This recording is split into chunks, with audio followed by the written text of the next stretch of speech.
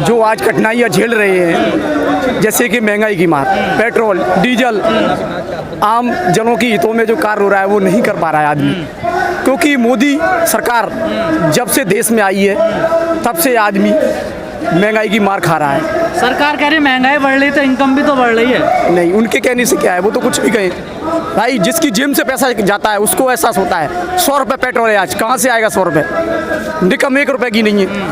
आप कह रहे हैं उनके कहने से क्या होगा, सरकार में तो वही है, उन्नके कहने से तो होगा। भाई वो तो कुछ भी कहे, उनका वो तो छलिया दिखावा करते हैं, वो कुछ कहते कुछ है करते कुछ है। उन्होंने कहा रोजगार मिलेगा, किसी को रोजगार दिया? 2 करोड़ रोजगार की बात करें, दिया किसी को रोजगार? रोड पे घूम रहे हैं युवा, हमारा रोड पे घूम रहा है, MA BA की डिग्री करने के बाद कुछ कोई चीज़ की सुविधा नहीं है। क्या देगी सरकार? कुछ नहीं देगी सरकार। पर जनता तो फिर उनके साथ ही रहती है, वोट तो नहीं दे रही है, बहुमत तो उनको मिल रहा है। भाई ये सब झूठ है, ये झूठ का दिखावा कर रहे हैं, कुछ नहीं है इनके पास, सिर्फ झूठ बोलती है। लेकिन इस सरकार पे आंदोलन करने से कोई फर्क नहीं पड़ रहा। पिछले 7 साल से तमाम आंदोलन हो रहे हैं देश में। क्यों नहीं फर्क पड़ेगा? आज का जो आंदोलन है इसकी आवाज दिखाएंगे आज हम, आप बैरिकेड तोड़ देंगे आज हम। मतलब आज एक दिन में 8-8.5 महीने हो गए किसानों को बैठे हुए, उनकी बात नहीं सुनी गई अभी तक। सुनेंगे, ऐसे ही बैठे रहेंगे। किसान हमारा दिल्ली से नहीं जाएगा, हम यहीं पर बैठे रहेंगे, चाहे हमें अपनी जान क्यों ना देनी पड़े, हम यहीं रहेंगे। कोई काम अच्छा नहीं लगा आपको सरकार? नहीं, कोई काम अच्छा नहीं लगा। हमारा युवा रोजगार गलियों में भटक रहा है। सरकारी जॉब की बात की जाए, प्राइवेट जॉब तक नहीं मिल रही है, गलियों में डिग्री लेके बेचारा घूम रहा है, कोई सुविधा नहीं सरकारी। गलियों में तो भटका, पर भक्ति भी तो है उसके अंदर। भक्ति कोई भक्ति नहीं है, कोई भक्ति नहीं है, सब दिखावा है। दिखावा है, धर्म के नाम पर तो सबसे आगे खड़ा हो जाएगा अभी। कोई धर्म के नाम पे क्या है, इन्होंने क्या किया धर्म के नाम पे? आज राम मंदिर का मुद्दा इन्होंने लिया, राम मंदिर की बात करते हैं, राम मंदिर बनता है अच्छी बात है, परंतु उससे फायदा क्या होगा? जनता को फायदा होगा क्या राम मंदिर से?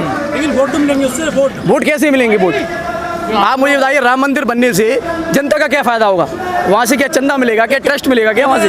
हिंदू मजबूत हो गया है देश में। सब हिंदू तो पहले से ही मजबूत था, हिंदू कम मजबूत नहीं था, हिंदू पहले से मजबूत था। हिंदू कहीं नहीं है, हिंदू से एक जगह खड़ा है। ये सिर्फ हिंदू मुसलमान का बढ़ावा करके ये इधर की पॉलिटिक्स उधर को कर रही है, कुछ नहीं कर रही है। इनका काम है सिर्फ इधर का उधर करना, जनता को भड़काना। कहाँ से आए सर? मैं राजस्थान से आया हूँ सर, इनो आवा सर। क्या लग रहा है आज आप लोगों ने संसद घेराव का आह्वान किया है? सर ये आज जो युवा सड़कों पर है, ये युवा यहाँ सड़कों पर इस गर्मी में आकर आनंद नहीं ले रहा है। ये इस देश के युवा की मजबूरी बन गई है कि आज युवा को सड़कों पर उतरना पड़े, पुलिस का सामना करना पड़े। मुद्दे क्या क्या है आज आपके? सर इस देश की ऐसी स्थिति हो गई है, मुझे बड़े गर्व से हम बोलते होते थे हमारा भारत महान, हमारा देश महान, लेकिन आज ऐसा लगता है कि उस वाक्य में सच्चाई नहीं है। हर मुद्दे पर मोदी जी ने इस देश को तोड़ दिया, धर्म के नाम पर तोड़ दिया है। रोजगार, जो आज देश का पढ़ा लिखा युवा है वो आज आपके सामने सड़कों पर यूँ घूम रहा है। देश की ये स्थिति मोदी जी ने कर दी। मोदी जी ने प्रधानमंत्री पद की गरिमा गिरा दी। मोदी जी जग्गा जासूस बन गए हैं। उन्होंने पत्रकार एक जिसे हम चौथा स्तंभ कहते हैं, हमारी पार्टियां तक ये कहते रही कि मीडिया बायस्ड हो चुका है, लेकिन उन्होंने मीडिया को भी नहीं बख्शा। जो पत्रकार ईमानदारी से काम कर रहे थे उन्होंने उन पत्रकारों को भी नहीं बख्शा। विपक्ष के नेता, आज आपके एजेंडे में महंगाई भी मुद्दा है। जब स्मृति ईरानी को लोग याद करते हैं जब महंगाई बढ़ती है, आखिर ऐसी क्या वजह है जो स्मृति ईरानी को याद किया जाता है? स्मृति ईरानी जी एक जोकर नेता हैं। उन्होंने मंत्री हैं आप, जोकर बता? बिल्कुल सर, वो जोकर नेता। उन्होंने इस दिल्ली में ही पानी की कमी को लेकर मटके फोड़े हुए हैं। उन्होंने महंगाई को लेकर चूड़ियाँ तोड़ी हुई हैं। उन्होंने हमारे जब कांग्रेस की सत्ता थी तो उन्होंने मंत्रियों के लिए चूड़ियाँ भेंट कर रही थी। आज वो कहाँ पर हैं? आज वो हमें कहीं नहीं दिख रही हैं। आज वो सत्ता का सुख भोग रही हैं। थोड़े थोड़े समय में उन्हें अच्छे अच्छे पद मिलते जा रहे हैं, जबकि ग्राउंड पर ईरानी जी कहीं नहीं दिख रही हैं। कोई काम इस सरकार का आपको अच्छा नहीं लगा पिछले 7 साल? भाजपा की सर, मैंने आपको बताया ना कि आज देश शर्मिंदा है। अगर इस सरकार ने कुछ अच्छा किया होता तो आज देश शर्मिंदा नहीं होता। वो तो आप पे आरोप लगाते हैं आपकी वजह से हो रहा जो भी हो रहा देश में। हमारी वजह, अभी भी कह रहे हैं वो तो कांग्रेस की वजह से हो रहा है, नेहरू गांधी की वजह से हो रहा जो भी हो रहा। तो साहब आप मीडिया भी तो ये काम करिए, हमें बताइए कि आज 7 साल से वो सत्ता में बैठे और आज वो नेहरू जी जो 50 साल पहले इस दुनिया को छोड़कर चले गए, उन पर आरोप लगाए जा रहे हैं। तो ये बड़ी हास्यप्रद बातें हैं। इसीलिए देश शर्मिंदा है। देश की जनता खुश होती है, हाँ कांग्रेस ने क्या होगा? देश की जनता अब खुश नहीं है। वो जो खुश होना था वो पहले हो गया। अब देश की जनता खुश नहीं है। जागरूक हो रही है, भक्ति उतर रही है। जागरूक नहीं हो रही है। देश की जनता ने जो इनको वोट दिया, उसके बदले में जो इन्होंने देश की जनता को दिया, उससे ये देश की जनता परेशान है। तो देश की जनता कह रही मोदी जी अब हमें और कुछ नहीं चाहिए, किसान कह रहे हैं हमें आपके कानून नहीं चाहिए। देश का युवा रोजगार मांग रहा है, लेकिन मोदी जी कह रहे हैं रोजगार नहीं है। देखिए कितनी शर्म की बात है, मोदी जी ने बेरोजगारी का डेटा देना ही बंद कर दिया। ऐसा इस पूरी दुनिया में कहीं नहीं है जहाँ भी लोकतंत्र है। मतलब ये शर्म की बात है कि बेरोजगारी नहीं बता रहे हमें कि हमारे देश में कितनी बेरोजगारी। सर सरकार सफल क्यों हो जाती है? जब आंदोलन भी हो रहे हैं देश में, जनता भी खिलाफ है सरकार के, फिर सरकार सफल क्यों हो जाती है? ईवीएम ईवीएम का कहाँ विरोध होता है?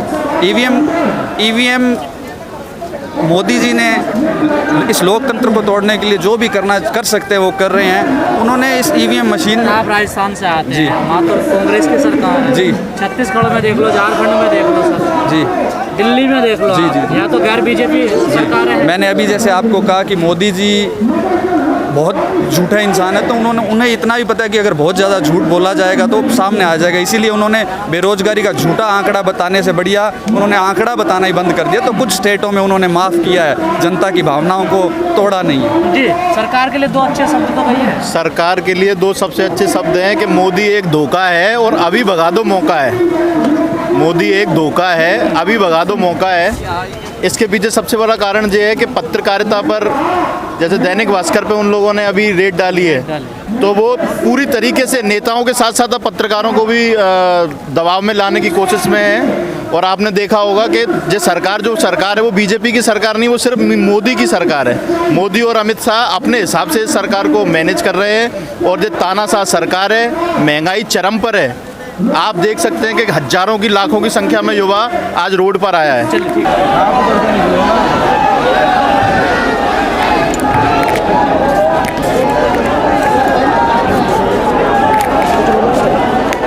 मैं क्या बोलूँगा, मेरे को नहीं पता।